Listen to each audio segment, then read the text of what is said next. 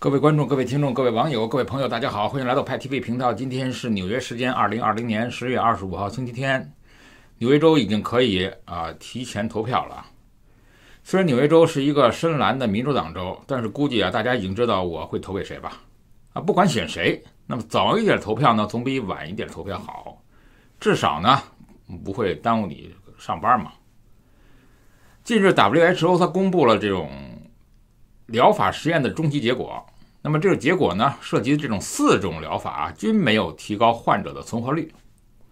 我们在上期也讲过那么备受吹捧的这抗病毒药物瑞德西韦呢 ，WHO 也说也没什么用。瑞德西韦和干扰素的药物疗法呢，目前看呢，彻头彻尾呢被 WHO 推翻了。它既不能减少死亡率，也不能够推迟病人需要换气来帮助呼吸延长时间。但是呢 WHO 宣布没多久 FDA 就是美国的食品药品管理局出来打脸，20号正式批准了吉利德他们生产的魏德西韦可以正式成为治疗新冠患者的药物，成为第一个正式获批的治疗新冠的药物。WHO 的否定和 FDA 的肯定让我们不知道到底瑞德西韦打谁的脸了。瑞德西韦整个的研发过程可以说牵动了全球民众的心，被誉为人民的希望。那么从瑞德西韦研发开始所透露的各种信息，我们能够感受到它的严谨。西药的研发和中药药效最重要的区别是前者需要严格的程序，整个过程必须有严谨的数据，在研究过程中要有足够的样本量来证明效果。中药的不同在于经验，在于专家的说辞。中药的专家也会告诉你有效率多少，可就是不告诉你这个有效率是按照什么样的科学方法得出来的。这次的板蓝根因为钟南山院士的一句体外有效，都影响了股票。可见科学的报告不足以影响中国人，一个专家的随口一说就会造成巨大的社会影响。这种现象到底说明了中国的科学家是不是不够科学呢？还是说明中国的老百姓不懂科学呢？这个答案呢，没人回答得了。中国原来是最早和吉利德科学合作的国家，原来的计划呢，也是等出了成果以后呢，中国享有优先权使用它。后来的合作中断，根据媒体的报道是样本量不足以继续研究，双方的合作就此中断。从这个合作中断中我们也看到吉利德科学对于瑞德西韦的研制非常慎重，没有足够的样本量就无法继续研究。我们到现在也不知道后来挑起大梁的莲花清瘟有什么样的样本量。钟南山的团队发现了板蓝根具有体外消毒功能，都可以当作成一种成果来炫耀。瑞德西韦首个是个被 FDA 批准的药物不知道我们是不是对于中国人而言还享有优先使用的权利呢？它被批准以后呢，美国的股市也迅速起了反应，吉利德的股票涨了 5%。 我当然衷心希望吉利德股票呢不要再像白云山股票涨的一样，最后是个乌龙。瑞德西韦具体研究的过程非常复杂，好在这些研究都有专业的报告可以查到。这和莲花清瘟、板蓝根的研究是根本不同的。作为普通的民众，我们只需要得到结论。数据显示接受瑞德西韦治疗的住院的患者平均恢复时间快了5天，而患有严重疾病的患者则快了7天，而这些重病患者占研究总数的 85%。 这些数据表明瑞德西韦是目前所有治疗药物中最有效的。当然莲花清瘟、板蓝根除外我们的研究方式也看上去无法得到一个非常明确的结论。任何病毒都很凶险，但是只要有药物和疫苗呢，其实就变得不凶险了。瑞德西韦已经能够正式投入临床使用了，我真的希望它能够发挥特效，真的能成为人民的希望。当然我们更希望有更多的有效药物能够面世，包括板蓝根，来拯救受这病毒威胁的所有的患者。吉利德称啊，现在这个瑞德西韦的生产已经可以满足美国住院患者的即时需求，10月底呢就可以满足全球的需求。疫苗也在路上，相信啊，人类战胜这个病毒的时间已经不远了，后疫情时代已经开启。那么大家都准备好了吗？有一点我非常同意川普说过的啊，他说过啊，美国依然是一个发展中国家。我们一般认为啊，发展中国家一定是比发达国家落后。其实啊，这是对英文原意的一个误解。英文的 developed country 啊，它指的是已经发展过的国家，这包含着饱和状态的国家和失去发展潜力的国家的意思。如果用这个概念来表述美国，显然与现实不符，甚至会引起战略的误判。如果让一个普通的美国人到中国参观，同时让一个普通的中国人到美国参观，他们一定会认为中国是发展饱和国家，而美国是发展中国家，至少在外观上是如此。美国只有3亿多人口，人均耕地是中国的9倍，到处都是丢荒的田野，城市之间只有稀稀落落的小城镇，所有城市里啊，几乎都有贫民区，街头都有无家可归者，晚上连灯光也不如中国城市足，车辆的牌子也不如中国大城市高档。这显然不是中国人心目中的发达国家的形象。那么如何解释美国巨大的 GDP 规模呢？其实美国真正的 GDP 啊，比这个统计数字要更大。因为美国大量的企业，他们把生产线迁移到了海外，巨量的服务行业呢外包给了外国，这些产值都没有计入美国的 GDP。按照新自由主义的观点啊，美国的边界就是全球所有国家的12海里之外的地区。无论你愿意不愿意，美国都是你的邻国老大，这远大于当年的英国。和农耕社会的中国保守主义不同啊，美国从建国第一天就开始了，在汉密尔顿在联邦党人文集中表达的那样，就是为了统治世界而成立的国家。必须保持清教徒的纯净朴素精神，不断追求卓越才是最大理想。至今我们依然从美国人日常生活看到了这种特征。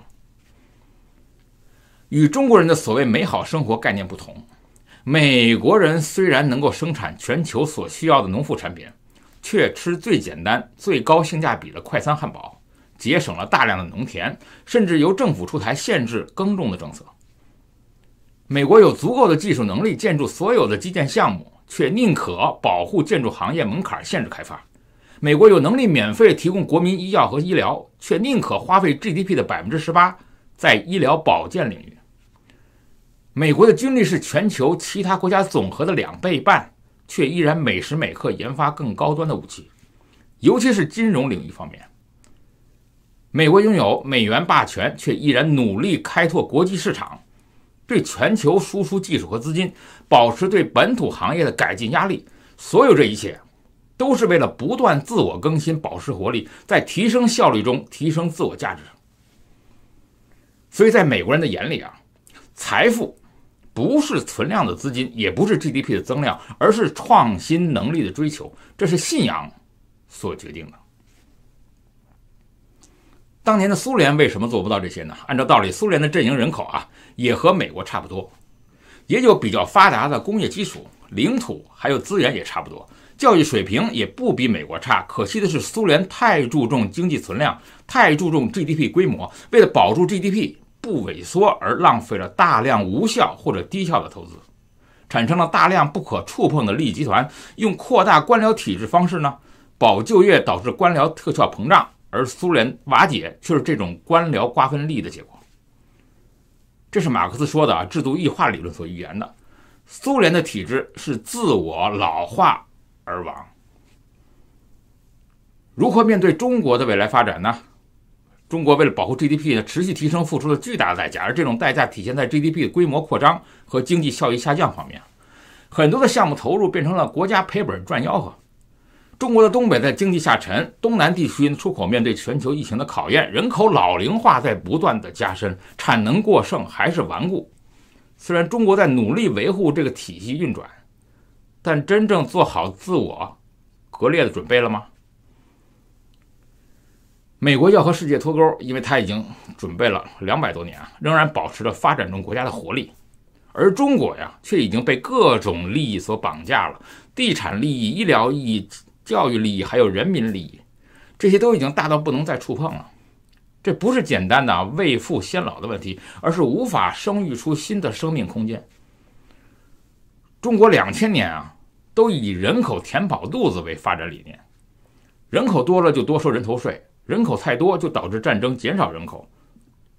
不断的徘徊在这种历史的循环中，甚至出现了计划生育这种限制自我发展的现象。这都是典型的内卷经济的思维结果。中国需要学习美国自我淘汰的精神呢，敢于割自己的赘肉，保持青春活力。前几天我看到有位朋友转发了一个网红文给我，原因是他感觉到很困惑，明明这是一个很荒谬的文章，那么很多的中国人呢，包括华人非常的爱看，言下之意就是说希望我能够出来反驳一下这种阴谋论。但是呢，我的回复其实呢，为什么要去论证打个比方，要论证翔是臭的，但这确实是大实话。不但因为论证所谓已经知道的道理，那么这件事本身就是浪费了宝贵的精力的无聊之举。我更需要强调的是要想说服一个阴谋论者是不可能的，阴谋论本身也是毫无反驳的价值。就好比你非要说COVID-19 是美帝的阴谋，我是拿你一点办法都没有的，因为我也要反驳成功的话，就要证明它的反面。那么 COVID-19 不是美帝的阴谋，还别说我不是美帝，我就是美帝的本尊，那么这种自证清白的事情呢，也根本做不到。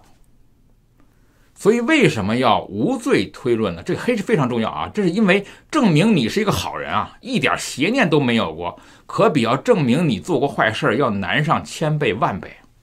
这是人人都知道的道理。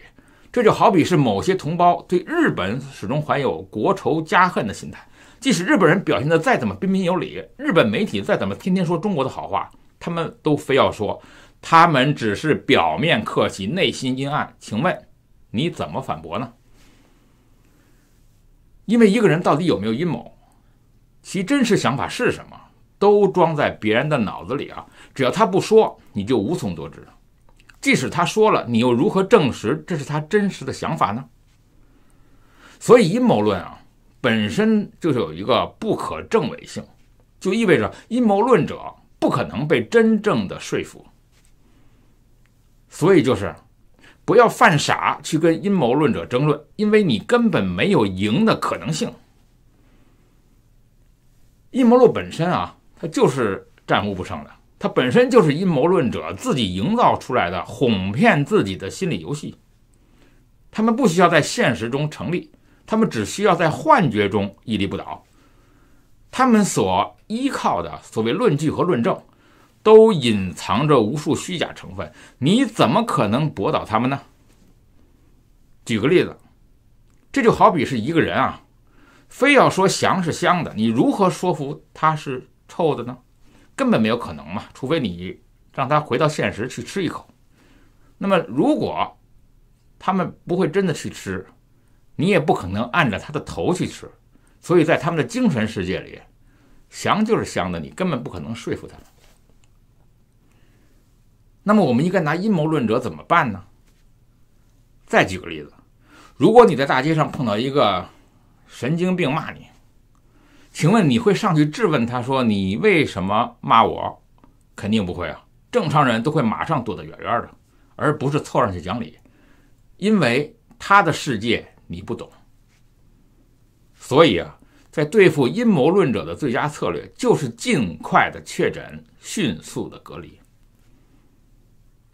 说到鉴别阴谋论者主要是依据着2个主要的指标，特别是从中国的阴谋论者。第一，生理上偏执于简单答案；第二，心理上极度迷信美国。一旦符合这2项指标，基本上就可以确诊了。先来说第一点，包括大多数处理第2手到第10手口水新闻的，现在重复播报混流量的自媒体，也是阴谋论的相信者。因为阴谋论者他们的大脑是无法处理复杂的信息，当眼前的事件超出他们的理解能力的时候，同时混杂有相互矛盾的信息，他们就会手足无措，表现得非常焦虑。这时候呢，你的大脑出于能量节省的本能，就会自动的寻求简单答案来缓解焦虑。究其原因呢，其实就是大脑的前额叶的发育问题。那么灰质的容量比较小，这些缺陷都在很大程度上影响了他们对信息的处理能力。也就是说，阴谋论者更多是病人，他们对于阴谋的固执信念很可能源于大脑的生理性的缺陷。当然了，从纯粹的生理意义上来说啊，脑部缺陷本身并不是道德问题，就类似面对残疾人啊。而我们正确的态度呢，不应该是嘲笑，而是报以同情。我们还会发现一个特点，全世界的阴谋论者都喜欢拿美国来编阴谋，把所有的祸呀都让美帝来背。原因很简单，因为美帝啊最符合终极大 boss 的设定，足够强大和足够多金。当然在阴谋论眼中啊，这个设定还远远不够充分。其实美帝在各种阴谋论里完全就是个无敌的存在，美帝可以无所顾忌和无所不能的实施任何匪夷所思的计划，阴谋论者甚至都不需要提交任何像样的可行性报告。没有什么阴谋是美国不敢策划的，没有什么计划是美帝做不到的。所以你要是对美帝的能力有一丝怀疑，他们都会嘲笑你的幼稚。所以在他们的眼中，美帝完全就是上帝，简直是无所不能。别看这些阴谋论者常常给反对者扣上什么美分的帽子，其实极度迷信美帝的不是别人，恰恰就是他们自己。以前他们抢过板蓝根，抢过食盐，你也没办法今天阻止他们抢购双黄连，抢购莲花清瘟。以前他们说过 SARS 就是美帝的阴谋，你也无法阻止他们今天说那么 COVID-19 也是美帝的生物战，是没有可能的。你就不要去游说他们，浪费口舌了。所以不要怪啊中国大量的这割韭菜的人啊，他们太没有道德，这完全就是一个市场行为啊。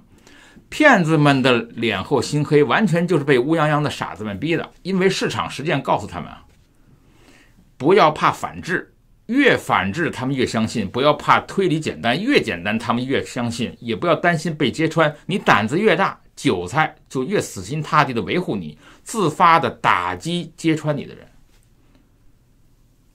所以割阴谋论韭菜的标准操作是这样的：第一步要胡吹一通美帝阴谋，第二步要高举爱国大旗，祭出祖国的医药，第三步挂出购买的链接，直接卖产品。这种吸金能力呢，直接碾压一众网红。所以我们说，一切的社会现象啊，包括中国当下的现象，都可以归属于经济学，叫做哪里有市场，哪里就有理论；哪里有傻子，哪里就有骗子；哪里有脑残，哪里就有阴谋论。所以今天啊，我主要是来劝劝大家，在中国这种割韭菜的市场已经是一个非常成熟的市场了，产业链玩得非常纯熟。那么我们为什么要去搅和呢？为什么要去说服阴谋论者来改弦更张呢？双黄连的厂家需要抢购的大军，那么阴谋论的编造者呢，需要10万加的点赞，这能解决非常非常多的就业问题。所以在抗击疫情的非常时期啊，在经济形势面临巨大威胁的时刻，